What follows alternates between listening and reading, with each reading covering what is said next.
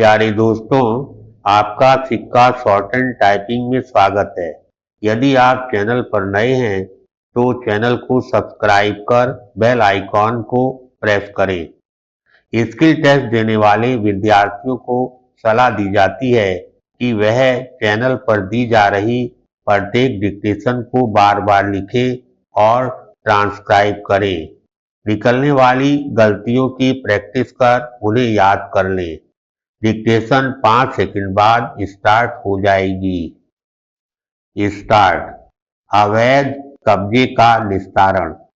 लंबे समय से विवाद और तनाव के केंद्र में रहे उत्तराखंड के हल्द्वानी में बनभूलपुरा क्षेत्र में रेलवे और साथ ही राज्य सरकार की जमीन पर अवैध तरीके से बसे लोगों को सुप्रीम कोर्ट ने वहां से हटाने का फैसला करके वही किया जो न्याय संगत था। यदि यह मांग मान ली जाती कि अतिक्रमण करके बसे लोगों को वहीं रहने दिया जाए तो इससे न केवल करीब 30 हेक्टेयर जमीन पर अवैध कब्जा वैध हो जाता बल्कि रेलवे के विस्तार की महत्वाकांक्षी परियोजना पर ग्रहण भी लगता।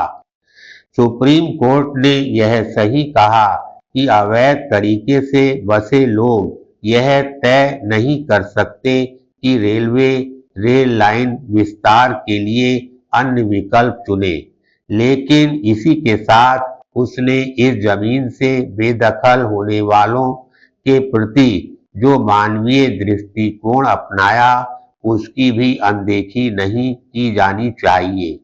सुप्रीम कोर्ट ने कहा कि लगभग 5000 परिवारों के जो हजारों लोग रेलवे और उसके पास की राज्य सरकार की जमीनों पर रह रहे हैं, उनमें से पात्र लोगों को पीएम आवास योजना के तहत आवास दिए जाएं।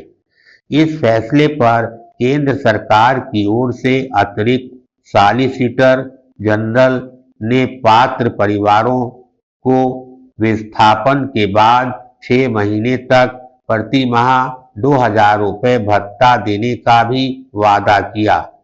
पहली नज़र में यह लग सकता है कि एक तरह से सरकारी जमीन पर कब्जा करने वालों को पुरस्कृत किया जा रहा है, लेकिन इसकी अनदेखी नहीं की जानी चाहिए कि इस कब्जे को लेकर ना तो रेलवे समय रहते चेता और ना ही उत्तराखंड सरकार।